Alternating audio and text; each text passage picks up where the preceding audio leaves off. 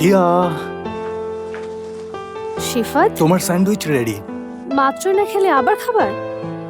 এটা আমার না, তোমার জন্য। আমার জন্য? হ্যাঁ, তুমি তো রাতে ঠিক মতো ডিনারই করলে না, তাই তোমার জন্য স্যান্ডউইচ বানিয়ে আনলাম। আরে বোকা, আমার ক্ষুধা লাগেনি তাই আমি খাইনি।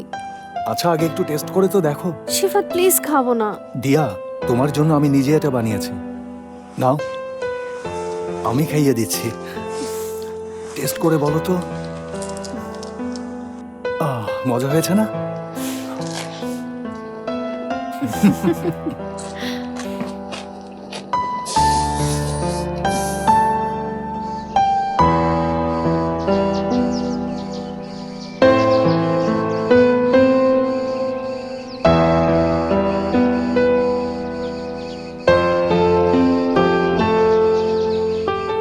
হ্যালো, কেমন আছেন আয়েশা আপা? জি ভালো আছি, আপনি কেমন আছেন?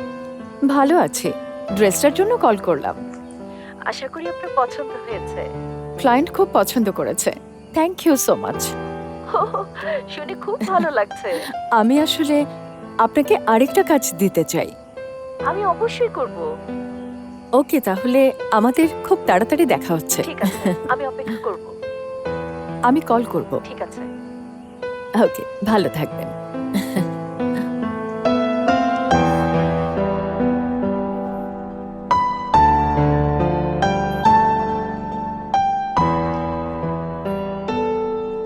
কি হলো ঐশী, তুমি কি কাউকে খুঁজছো? কাউকে খুঁজছি না তো। তাহলে তুমি চারপাশে এত ঘুরে ঘুরে কি দেখছো? আমার ভয় করছে কেউ যদি আমাদের দেখে ফেলে তাহলে। ওফ, না আমার মা না সিনেম কেউই আমাদের এখানে আসবে না। তুমি এত শিওর হচ্ছ কিভাবে? আর আমরা এমন প্লেসে কেন মিট করছি? তাহলে আপনি কেমন প্লেসে দেখা করতে চান রাজকুমারী ঐশী? এমন কোথাও যেখানে অনেক মানুষ কিন্তু কেউ আমাদের চেনে না, আর যেখানে পরিচিত কেউ থাকলেও আমাদের দুজনকে দেখতে পাবে না। এখন তাহলে আমি আপনার মন পড়তে পারছি। তাই বুঝি? হ্যাঁ তাই, এটাও লিখে ফেলো। ঠিক আছে, তবে তুমি কিন্তু এখনো রুল নম্বর 8 ফুলফিল করোনি। রুল 8, আমরা কেউ কাউকে সোশ্যাল মিডিয়াতে ফলো করতে পারবো না। এটা কি সত্যিই করতে হবে? অবশ্যই কিন্তু ঐশী, আমি তো তোমাকে আনফলো করতে চাই না। করতে হবে মিরাজ।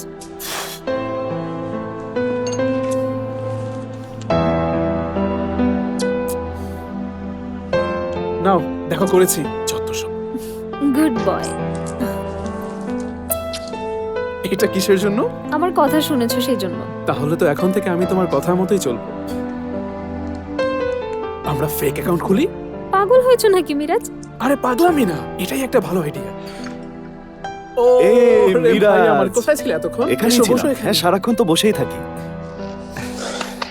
তোমাদেরকে একসাথে এখানে দেখে অনেক ভালো লাগছে। থ্যাঙ্কস। কেমন আছো অঝর? এই তো ভালো আছি, ব্যবসা নিয়ে ব্যস্ত। আচ্ছা, তোমরা খেয়েছো কিছু? পেটটা একেবারে ফুল ব্রো। কিছু অর্ডার করি? না, আজ আর কিছু না। তুমি না থ্যাঙ্কস। শিওর তো? শিওর।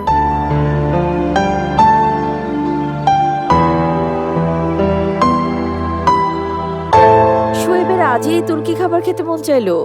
লাইলা আপার নতুন ফেব্রিক আসার আগে শেষ হবে তো? আমরা শেষ করে ফেলবো আয়েশা, চিন্তা করো না তুমি। আচ্ছা ভাবি, কাল আমার মাথায় এলো আমরা তোমার বোনের জন্য খাবার দান করলাম, দোয়াও করলাম, কিন্তু কবর জিয়ারত তো করলাম না। তোমার মাথায় এটা কেন এলো বলো তো? আরে নর্মালি তো মানুষ এটাই করে, তাই না? হ্যাঁ, আমি তো তাহলে অ্যাবনর্মাল। আমি কি তোমাকে তাই বলেছি নাকি? আমি বলছিলাম যে যদি আমরা তার কবরে যে দোয়া পড়তাম, ফাতিহা পড়তাম, ভালো হতো না? সব করার আলাদা সময় থাকে। আচ্ছা বুঝলাম। তুমি কি ওর কবর জিয়ারত করেছো কখনো?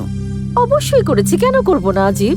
জানি না, আমার কেন যেন মনে হচ্ছে ওর কোনো খবরই নেই। উফ, ফালতু কথা বলো না তো জালে। এই বিষয়ে কথা হবে না বলেছিলাম না? আচ্ছা ঠিক আছে, বলবো না। আচ্ছা ঠিক আছে। তুমি নিশ্চয়ই কিছু লুকাচ্ছ আয়েশা ভাবি।